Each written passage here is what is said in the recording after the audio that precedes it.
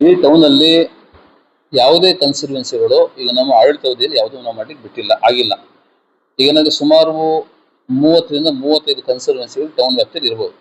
ಈಗಾಗಲೇ ಸಹ ಕೆಲವರೆಲ್ಲ ಪೊಸಿಷನ್ ಬೇಸು ಅದೆಲ್ಲ ಇದೆ. ಈಗ ನವೀನ್ ಕುಮಾರ್ ಏನು ಪ್ರತಿಭಟನೆ ಮಾಡಿ ಒಂದು ಒಳ್ಳೆ ಉದ್ದೇಶ ಇಟ್ಕೊಂಡೆ ಮಾಡಿರ್ಬೋದು. ಅದು ಏನ್ ಸಮಸ್ಯೆ ಆಗಿದೆ ಅಂತ ಹೇಳಿದ್ರೆ 2016ರಲ್ಲೇ ನಾನು ಅದೇ ಕನ್ಸರ್ವೆನ್ಸಿಗೆ ಸಂಬಂಧಪಟ್ಟಂಗೆ ಒಂದು ರೋಡ್ ಕೊಡಬೇಕು ಅನ್ನೋ ಕಾರಣಕ್ಕಾಗಿ ಕನ್ಸರ್ವೆನ್ಸಿ ಪಡಿಸ್ಕೊಂಡು ನಾವು ಅದನ್ನ ರೋಡ್ ಮಾಡ್ಬೇಕಂತ ನಾವು ತೀರ್ಮಾನ ತಗೊಂಡಿದ್ವಿ. ಅವಾಗೇನು ಆ, ಅಭಿಪ್ರಾಯ ಬಂತು, ಸಭೆಯಲ್ಲಿ ಅಭಿಪ್ರಾಯ ಬಂತು ಅಂತ ಹೇಳಿದ್ರೆ ಇಲ್ಲ, ಎಲ್ಲ ಕನ್ಸರ್ವೆನ್ಸಿಗಳು ಮಾಡಿ ಅಂತ ಮತ್ತೆ ಅದನ್ನ ಫರ್ದರ್ ನಾವು ಅದನ್ನ ಮೂವ್ ಮಾಡಿದ್ವಿ. ಈಗ ಸುಮಾರು ಒಂದು 2-3 ವರ್ಷದಿಂದ ನವೀನ್ ಕುಮಾರ್ ಪ್ರಸ್ತಾಪ ಮಾಡ್ತಾ ಇದ್ದಾರೆ. ಕನ್ಸರ್ವೆನ್ಸಿ ಒತ್ತುವರಿಯಾಗಿದೆ ಅಂತ ಹೇಳ್ತಾರೆ, ಮತ್ತೆ ಅದ್ರ ಜೊತೆಲಿ ಕ್ರೀಡಾಂಗಣ ಒತ್ತುವರಿಯಾಗಿದೆ ಅಂತ ಹೇಳ್ತಾರೆ. ಅದೆಲ್ಲ ನೋಡ್ಲಿಕ್ಕೆ ಹೋದಾಗ ಕ್ರೀಡಾಂಗಣ ನಮ್ಮ ವ್ಯಾಪ್ತಿಗೆ ಬರುವಂತದ್ದಲ್ಲ. ಆ ಕ್ರೀಡಾಂಗಣ ಆದ್ರೆ ಶಿಕ್ಷಣ ಇಲಾಖೆಗೆ ಸಂಬಂಧಪಡುವಂಥದ್ದು. ಈಗ ಒಂದು ಇಲಾಖೆಯಲ್ಲಿ ಮತ್ತೊಂದು ಇಲಾಖೆ ಎಂಟ್ರಿಫೇರ್ ಆಗ್ಲಿಕ್ಕೆ ಆಗೋದಿಲ್ಲ. ಅವಾಗಲೂ ಸಹ ನಾವು ಆ ಕ್ರೀಡಾಂಗಣ ಯಾರ ಖಾತೆಯಲ್ಲಿ ಇದೆ ಅನ್ನೋ ಬಗ್ಗೆ ಸ್ಪಷ್ಟೀಕರಣಕ್ಕಾಗಿ ನಾವು ತಹಶೀಲ್ದಾರಿಗೆ ನಾವು BO ಲೆಟರ್ ಬರೆದಿದ್ವಿ. ಈಗ ಪ್ರೆಸೆಂಟ್ ಏನಾಗಿದೆ ಅಂತ ಹೇಳಿದ್ರೆ ಸುಮಾರು ಅಮ್ಮಮ್ಮ ಅಂತ ಹೇಳಿದ್ರೆ ಒಂದು 30ರಿಂದ 40 ಮನೆಗಳು ಬರ್ತಾವೆ ಆ ಲೈನಲ್ಲಿ. ಆ ಲೈನಲ್ಲಿ ಬರುವಂತ 40 ಮನೆಗಳು ಬುತ್ರನಕಟ್ಟೆ ಎದುರುಗಡೆ ಬರುವಂತಹ ಒಂದು 40 ಖಾತೆಗಳು ಲೆಫ್ಟ್ ಸೈಡ್ ಬರುವಂತಹ ಏನು ಖಾತೆಗಳು ಬರ್ತವೆ, ಪಟ್ಟಣ ಪಂಚಾಯತಿ ಖಾತೆ ಹೊಂದಿಕೃತ ನಿವೇಶನಗಳು ಮನೆಗಳು. ಆದ್ರೆ ಹಿಂಬದಿ ಬರುವಂತದ್ದು ಕನ್ಸರ್ವೆನ್ಸಿ ಅಂತ ಹೇಳಿ ನವೀನ್ ಕುಮಾರ್ ಪ್ರಸ್ತಾಪ ಮಾಡ್ತಿರುವಂತದ್ದು.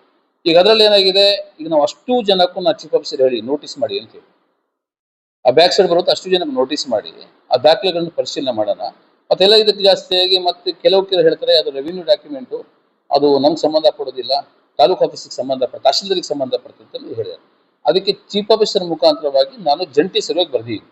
ಅವ್ರು ಹೇಳಿ ಜಂಟಿ ಸರ್ವೆಗೆ ಬರೀರಿ ನೀವು ಅಂತ ಹೇಳಿ ಒಂದ್ಸತಿ ಸರ್ವೆ ಆಗ್ಬಿಟ್ರೆ ಕ್ಲಾರಿಟಿ ಆಗ್ಬಿಡ್ಲಿ ಯಾರ್ದು ಲ್ಯಾಂಡ್ ಏನು ಅಂತ ಹೇಳಿ ಗೊತ್ತಾಗ್ಲಿ ಅಂತ ಹೇಳಿ. ಈಗೇನಾಗಿದೆ, 40 ಜನ ಖಾತೆದಾರರಿಗೆ ಹೇಳಿ ಚೀಫ್ ಆಫೀಸರಿಗೆ ಅಷ್ಟು ಜನಕ್ಕೂ ಸಹ ಒಂದು 40 ಖಾತೆ ಇರ್ಬೋದು ಅಂತ ನನ್ಗೆ ಅನಿಸಿಕೆ. ಅದು ಕಮ್ಮಿನೂ ಜಾಸ್ತಿನೂ ಇರ್ಬೋದು. ಅಷ್ಟು ಜನಕ್ಕೆ ನೋಟಿಸ್ ಮಾಡಿ ಅವ್ರ ದಾಖಲೆಗಳನ್ನು ಪರಿಶೀಲನೆ ಮಾಡ್ತೀವಿ. ಮತ್ತೆ ಜಂಟಿ ಸರ್ವೆ ಆದ ನಂತರ ಏನು ರಿಪೋರ್ಟ್ ಬರ್ತದೆ, ಸರ್ವೆ ರಿಪೋರ್ಟ್ ಬರ್ತದೆ, ಅದ್ರ ಮೇಲೆ ಕ್ರಮ ತಗೊಳ್ಳಿಕ್ಕೆ ಮುಂದಾಗ್ತೀವಿ. ಅದನ್ನ ಬಿಟ್ಟುಕೊಂಡು ಯಾರಿಗೂ ಒತ್ತುವರಿ ಮಾಡ್ಲಿಕ್ಕೆ ಪಟ್ಟಣ ಪಂಚಾಯತಿ ಅವಕಾಶ ಕೊಡೋದಿಲ್ಲ. ಈ ಕೆಲವರು ಏನಾಗುತ್ತೆ ಅಂತ ಹೇಳಿದ್ರೆ ಸುಮಾರು ನಮ್ಮ ಪಟ್ಟಣ ಪಂಚಾಯತಿ ವ್ಯಾಪ್ತಿ 4,000 ಲ್ಯಾಂಡ್ಗಳಿದ್ದಾವೆ, ಸುಮಾರು 4,000 ಖಾತೆಗಳು ನಮ್ಮಲ್ಲಿ ಇರುವಂಥದ್ದು.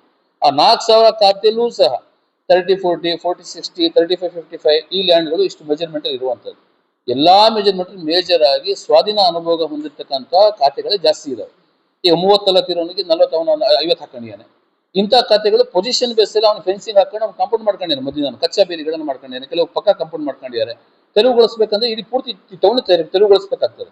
ಅದಕ್ಕೆ ನಾವು ಹೇಳೋದೇನಂತ ಹೇಳಿದ್ರೆ ಈಗ ರೀಸೆಂಟ್ ಆಗಿ ನವೀನ್ ಅವ್ರ ಆರೋಪ ಏನಂತ ಹೇಳಿದ್ರೆ ಇಲ್ಲ ಒಬ್ರು ಕಚ್ಚಾ ಬೇಲಿ ಇತ್ತು ಮೊದಲಿಂದ ಇತ್ತು ಅದು ಬೇರೆ, ಅವ್ರು ಪಕ್ಕ ಕಾಂಪೌಂಡ್ ಮಾಡ್ಕೊಂಡು ಹೊಸ ಮನೆ ಕಟ್ಟಿಯಾರ, ಅವ್ರು ಲೈಸೆನ್ಸ್ ತಗೊಂಡು ಪಟ್ಟಣ ಪಂಚಾಯತ್ ಲೈಸೆನ್ಸ್ ಹೊಸ ಮನೆ ಕಟ್ಟಿರುವಂಥದ್ದು. ಈಗ ಅದ್ರ ಹಿಂಗಡೆ ಇರುವಂಥದ್ದು ಅವ್ರ ಪೊಸಿಷನ್ ಉಂಟು ಕಾಂಪೌಂಡ್ ಹಾಕಿರ ಅಂತ ಹೇಳೋದು. ಆ ಕಾಂಪೌಂಡ್ ಹಾಕಿದ ಲ್ಯಾಂಡ್ ಪಟ್ಟಣ ಪಂಚಾಯತ್ ಹೌದಾ ಅಲ್ಲ ಅನ್ನೋ ಬಗ್ಗೆ ಈಗ ನಾನು ತಹಶೀಲ್ದಾರಿಗೆ ಜಂಟಿ ಸಭೆಗೆ ಹೇಳಿದ್ದೀನಿ. ಮತ್ತೆ ಆ ಲೈನ್ ಅಲ್ಲಿ ಯಾಕಂದ್ರೆ ಒಬ್ಬರದ್ದು ತೆರವುಗೊಳಿಸಿದ ತಕ್ಷಣ ಸ್ವಲ್ಪ ಪ್ರಾಬ್ಲಮ್ ಸಾಲ್ವೇಷನ್ ಆಗೋದಿಲ್ಲ. ಆ ಕ್ರೀಡಾಂಗಣನ ಕನ್ಸರ್ವೆನ್ಸಿ ಗೊತ್ತಾಗದ ಹೆಂಗೆ ಅಂತ ಹೇಳಿದ್ರೆ ನಾವು ತೆರವುಗೊಳಿಸ್ಬೇಕಂತಂದ್ರೆ ಉದ್ದ ಲೈನ್ ತೆರವುಗೊಳಿಸ್ಬೇಕು ನಾವು. ಈಗ ನಮ್ಮ ಯಾಸೀನ್ ಅನ್ನೋರು ಮನೆಯಿಂದ ಹಿಡಿದು ನಮ್ಮ ಕೋಟಿ ನಾಗರಾಜನವರು ನಿವೇಶನ ಮನೆ ತನಕ ಸಹ ಉದ್ದಕ್ಕೊಂದು ಲೈನ್ ನಾವು ತೆರವುಗೊಳಿಸಬೇಕಾಗ್ತದೆ. ಆ ತೆರವುಗೊಳಿಸಲು ಅಷ್ಟು ಖಾತೆದಾರರು, ಯಾಕಂದ್ರೆ ನಾವು ಚೆಕ್ ಮಂದಿ ಕೊಟ್ಟಿರ್ತೀವಿ ಉತ್ತರ ದಕ್ಷಿಣ ಪೂರ್ವ ಪಶ್ಚಿಮ ಅಂತೇಳಿ. ಬ್ಯಾಕ್ ಸೈಡ್ ಅವ್ರು ಎಲ್ಲ ದಾಖಲೆ ಪರಿಶೀಲನೆ ಮಾಡ್ತೇವೆ. ಕನ್ಸರ್ವೆನ್ಸಿ ಅಂತ ಹೇಳಿ ಅವ್ರ ದಾಖಲೆ ಈ ಸ್ವತ್ತಲ್ಲಿ ಇದ್ರೆ ಮತ್ತೆ ತಾಲೂಕಿನ ಆಡಳಿತಕ್ಕೂ ಸಹ ಸಂಪರ್ಕ ಮಾಡ್ತೇವೆ. ಅದು ಎರಡೂ ಸಹ ಪಕ್ಕ ಅಂತ ಅನಿಸಿದ್ರೆ 100% ಪಟ್ಟಣ ಪಂಚಾಯತಿ ಕ್ರಮ ತಗೊಳ್ತದೆ. ಮತ್ತೆ ಯಾರಿಗೂ ನಾವು ಒತ್ತಡಕ್ಕೆ ಮಾಡಿತಾ ಇಲ್ಲ, ಮತ್ತೆ ಯಾರಿಗೂ ನಾವು ಪ್ರಭಾವಿಗಳಿಗೆ ನಾವು ಸಪೋರ್ಟ್ ಮಾಡ್ತಾ ಇಲ್ಲ.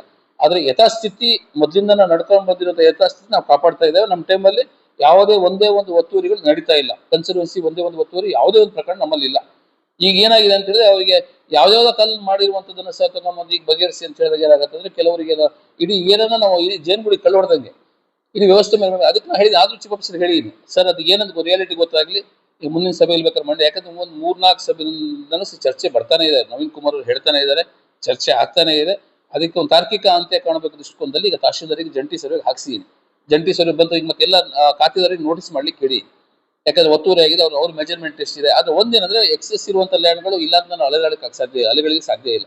ಎಲ್ಲದೂ ಸಹ ಒತ್ತುವರಿ ಇರುವಂತದ್ದು. ಈಗ 4,000 ಖಾತೆ ಅಂತ ಹೇಳಿದ್ರೆ ಒಂದ್ 2,000 ಖಾತೆ 100% ಇರ್ತದೆ. 30-40 ಯಾವ್ದು ಇಲ್ಲ, ಎಕ್ಸೆಸ್ ಇದೆ. 40-60 ಯಾವ್ದಿಲ್ಲ, ಎಕ್ಸೆಸ್ ಇದೆ.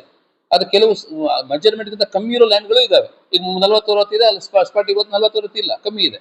ಅಂತ ಲ್ಯಾಂಡ್ಗಳು ನಮ್ಮಲ್ಲಿ ಪಟ್ಟಣ ಪಂಚಾಯತ್ ವ್ಯಾಪ್ತಿಯಲ್ಲಿ ಇರುವಂತದ್ದು. ಅದಕ್ಕೆ ಪಟ್ಟಣ ಪಂಚಾಯತ್ ಕ್ರಮ ತಗೊಳ್ತದೆ. ಈಗ ನವೀನ್ ಅವ್ರಿಗೆ ಹೇಳಿದ್ವಿ ನಾವು ಅದನ್ನೇನು ಕ್ರಮ. ಈಗ ನಾನು ಇರ್ಲಿಲ್ಲ, ನಮ್ಮ ಚೀಫ್ ಆಫೀಸರ್ ಅವರು ಮನವಿ ಕೊಟ್ಟು ಹೋಗಿದ್ದಾರೆ. ಮನವಿ ನಾವು ಅದನ್ನ ಮಾಡ್ತೀವಿ. ಕನ್ಸರ್ನ್ ಸಂಬಂಧಪಟ್ಟವ್ರನ್ನ ನೋಟಿಸ್ ಮಾಡ್ತೇವೆ. ನೋಟಿಸ್ ಮಾಡಿ ಅದು ಏನಂತ ನೋಡ್ಕೊಂಡು ಪರಿಶೀಲನೆ ಮಾಡಿ ಒತ್ತುವರಿ ಆಗಿದ್ದೇ ಹೌದಾ ಅಂತ ಕ್ರಮ ವಹಿಸಲಿಕ್ಕೆ ಪಟ್ಟಣ ಪಂಚಾಯತಿ ಆಡಳಿತ ಏನು ಮಾಡೋದು ಅದನ್ನ ಖಂಡಿತವಾಗಿ ನಾವು ಮಾಡ್ತೀವಿ ಅಂತ ಹೇಳಿ ನಾನು ಹೇಳಿಕ್ ಬಯಸ್ತೇನೆ. ಶಿವಮೊಗ್ಗ ಸುದ್ದಿ ಪ್ರತಿಕ್ಷಣ ನಿಮ್ಮೊಂದಿಗೆ.